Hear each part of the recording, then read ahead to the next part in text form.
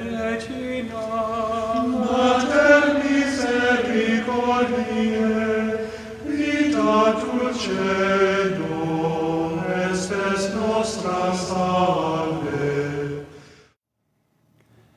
The Lord be with you. A reading from the Holy Gospel according to St. Luke.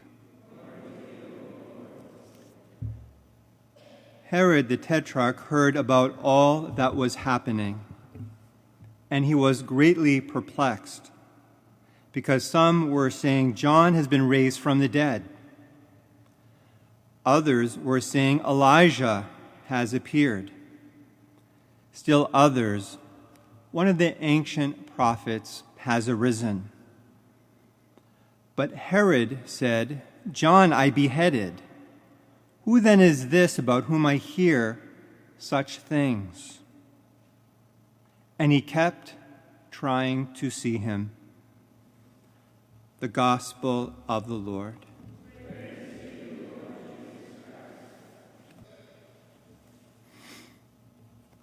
The church is dead.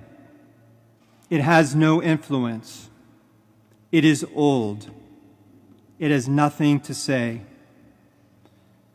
So many people in this world, in the media, politicians, educators, teachers, believe that this is true. Maybe we even know people ourselves who believe this. It is interesting, though, that whenever there is a new pope or a teaching from Rome, something to do with the church, good or bad, the world is watching. They keep trying to see him. They believe the church has nothing to say, but they can't stop talking about her. There is great curiosity. They feel they need to say something. We find this with Herod in the Gospel. He had John the Baptist beheaded, yet he was so fascinated by him. He didn't really want him killed, but he was more worried about his reputation. And we find him again in today's Gospel. When the truth is spoken, he's fascinated by it. He's curious. He was motivated to keep trying to see Jesus.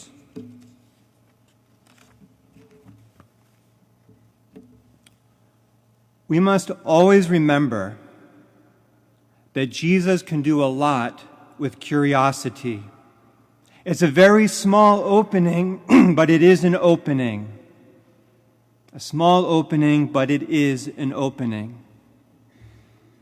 We need to be aware of people in our own lives who may seem to be curious, interested, or maybe they even have a dislike or even a hatred for the church and for God. But we need to be aware of them.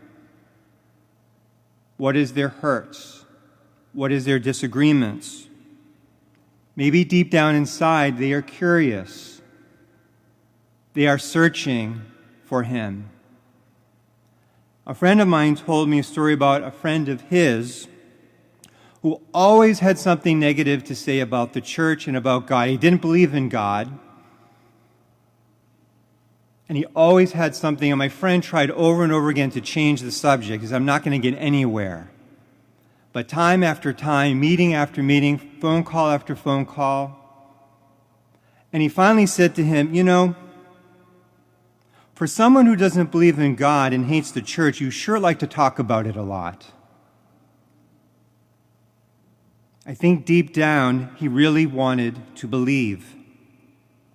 Herod kept trying to see Jesus. He was curious. I think he wanted to believe, but he just couldn't. He couldn't make that leap of faith. Perhaps he was too afraid of what he would lose. His respect, his money, Herodias. But that doesn't always happen with small openings. Sometimes people in curiosity do become believers. Dr. Paul Negi was a Japanese doctor who survived the atomic bomb in Nagasaki. Many years before, he came home while his mother was dying, and when he saw her, she had died and there was nothing there. He became curious about the afterlife. And he kept pondering this, and he knew of a Christian family. He'd asked if he could live with them, but he didn't tell them because he was a scientist and a doctor. I'm just going to do this as an experiment, he thought to himself. Just as an experiment. What makes them tick? With that small opening of curiosity, God won. He was baptized even though it would mean rejection from the rest of his family. Many years later, in 1945, while receiving treatment for cancer, the atomic bomb went off. He survived, but was told he had probably a month to live because of the radiation. Early in his time of conversion, he had met Maximilian Kolbe, who had come from Poland to Japan, and he prayed to Maximilian Kolbe for healing. 1 month later, on October 5th, 1945, he had a complete healing, not only of the cancer, but of the radiation. And Japan was devastated after World War II. He spent the rest of his life bringing Jesus Christ's healing and Jesus' peace to the many people that were devastated. Jesus can do a lot with a small opening of curiosity. But imagine what he could do if we would open ourselves completely to him. Regina Celi, letare, alleluia, qui aquam meruisti portare, alleluia, resurrexit sicut dixit,